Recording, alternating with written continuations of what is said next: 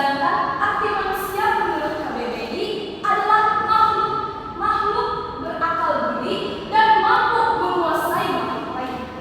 Sebagaimana yang dijelaskan dalam Al-Quran surat Al-Isra ayat 70. Bismillahirrahmanirrahim.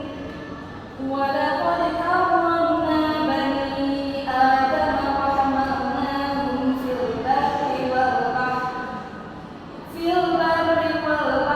wa razaqnahum minat thayyibati wa faddalnahum ala katsirin mimman khalaqna tafdila. Ayat tersebut menjelaskan pandangan Islam terhadap kemuliaan manusia.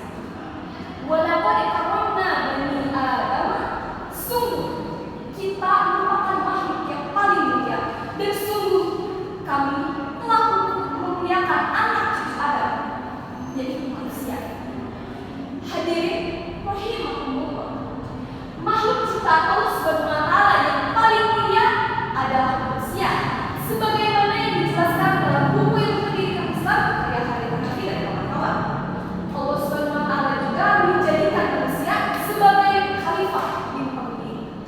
Jadi bukan hanya muslim saja yang paling mulia, baik laki-laki maupun perempuan dari anak cucu Adam yang pertama hingga akhir pasti dimuliakan oleh Allah.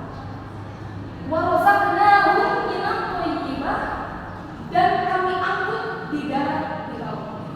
Itu artinya kita telah diberikan potensi yang luar biasa untuk membuat alat transportasi dari yang sederhana yang awalnya naik unta jadi mengendarai mobil Toyota, bahkan menaiki pesawat terbang yang super duper canggih yang potensi ini tidak diberikan kepada makhluk lainnya. Wa razaqnahum minat thayyibah, dan kami berikan mereka rezeki yang baik-baik. If his attention is good, her wealth will be in there. Artinya semua anak-anak kita, dari nasi yang diolah dari beras, ayam goreng yang masih panas, teh hangat yang ada di gelas, hingga buah-buahan yang dibayar dengan lunas. Masya Allah. Wa faddalnahum ala katsirin mimman khalaqna tafdila, dan kami lebihkan mereka di atas makhluk-makhluk yang kami ciptakan dengan kelebihan yang sempurna. Hadirin rahimakumullah, berdasarkan berita bersumber dari Kompas ID yang diakses Agustus 2024 bahwa dalam perspektif hubungan internasional, konsep keamanan terus mengalami perubahan seiring dengan perkembangan isu-isu global.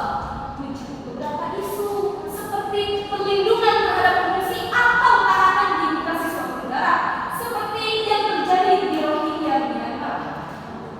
Jadi intinya kita telah diberikan kelebihan sama Allah, dan kita layak diberikan manusia makhluk yang paling mulia.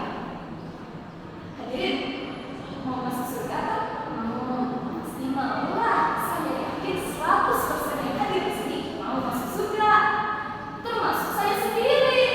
Wah, enak sekali, sudah tinggal di dunia paling mulia, di akhirat dapat jatah surga pula. Eits, tapi jangan salah, surga tidak diberikan secara cuma-cuma. Surga hanya diberikan kepada orang-orang yang beriman dan membuktikan keimanannya dengan beramal soleh, sebagaimana yang dijelaskan dalam Al-Quran surat Al-Buruj ayat 11. Bismillah.